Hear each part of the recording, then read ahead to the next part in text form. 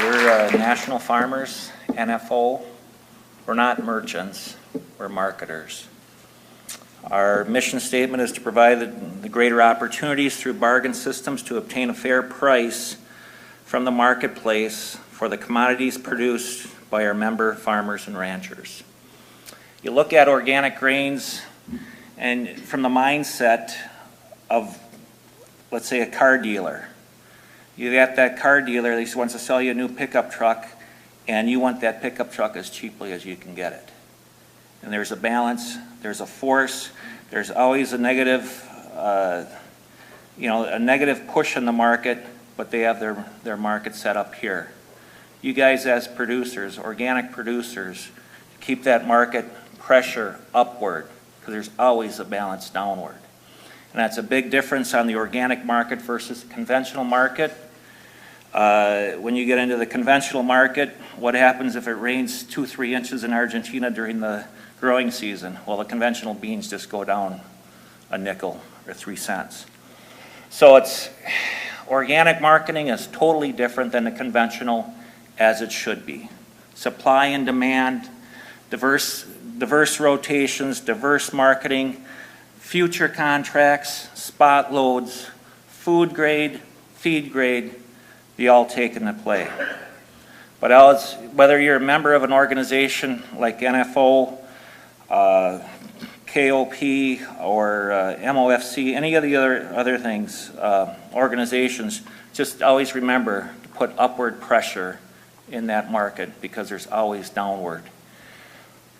And with the conventional market, especially in the dairy side here in the state of Wisconsin, how do you compete with the lower prices?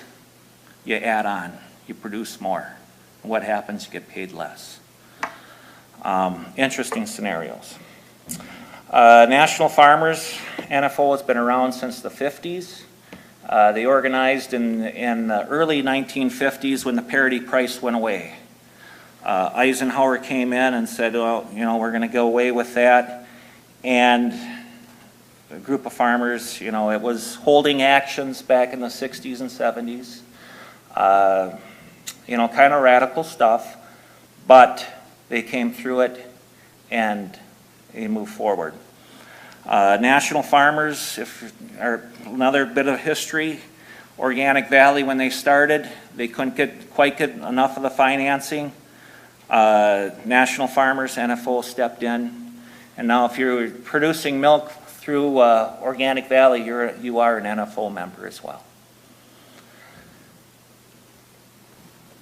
Now, marketing through us, you have to join our organization.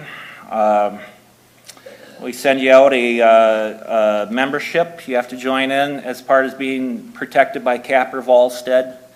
Capper-Volstead allows farmers to discuss pricing and to pool sources of grains, livestock, and milk.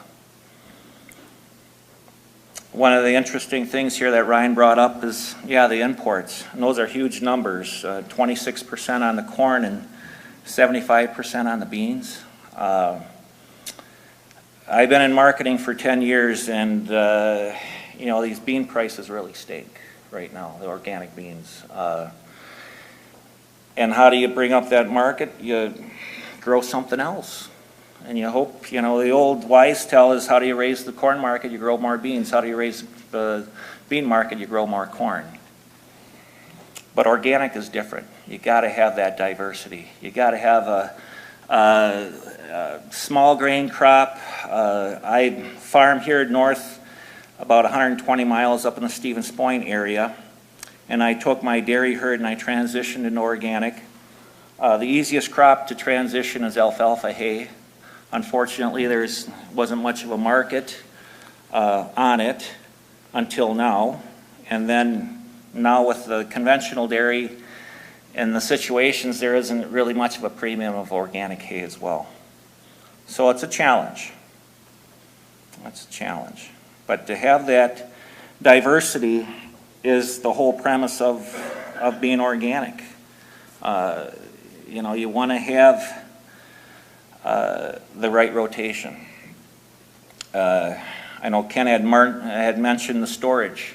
Absolutely, have the storage and have the premium allowed.